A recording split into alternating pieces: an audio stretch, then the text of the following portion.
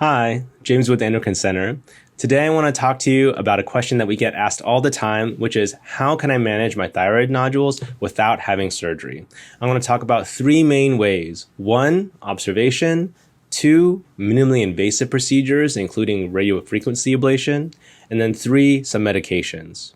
I want to start with a big caveat that I'm only talking about benign thyroid nodules. How we manage thyroid nodules that have a risk of malignancy or are cancerous are going to be the topic of a different video. So let's go into it. First, observation. Thyroid nodules themselves are extremely common. When we get to age 50, 50% of the population will have a thyroid nodule. They are not dangerous to have. Most of them will not cause any problems. And once they've been proven to be benign on biopsy, we do not worry about them becoming cancerous. And so for many patients who have no symptoms, meaning that they don't feel any pressure in their neck, they don't have any trouble swallowing, they don't have to have any treatment, and you can simply follow along and get a thyroid ultrasound at regular intervals just to make sure that it's not growing and we don't have the wrong diagnosis. B, we can do minimally invasive procedures, which include radiofrequency ablation and thyroid artery embolization. In brief, radiofrequency ablation, or RFA, is you come to the office and we insert a long needle into the thyroid nodule, very similar to a needle biopsy. But this needle is attached to a machine that heats the tip, and it actually burns the thyroid bit by bit from the inside. We move the needle around until we've burned all of the thyroid, and that will cause that thyroid nodule to scar down and shrink.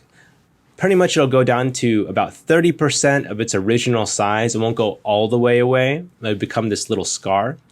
And that process takes about 6 weeks total to start getting some shrinkage, and up to 6 months before it says to its final size.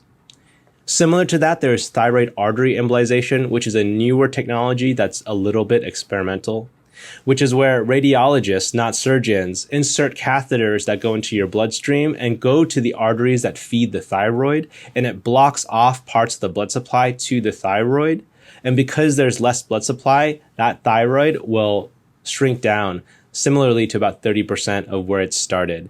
It's a good way to get very large goiters or big thyroids to become down in size. Finally, there's some medications. Now, there's not any magical medication that's really going to make thyroid nodules smaller, but many thyroid nodules are under the control of your body and its hormones, specifically a hormone called TSH, thyroid stimulating hormone. When your body is deficient in thyroid hormone, it will naturally make more TSH, thyroid stimulating hormone, to do what its name says, stimulate the thyroid to make more hormone. And so if you are deficient, your nodules are going to grow slightly faster because your body is telling them to grow faster. So in those patients, giving some thyroid hormone supplementation may actually slow down some of the growth, although even in some people who have very normal thyroid function, benign thyroid nodules will still grow a little bit.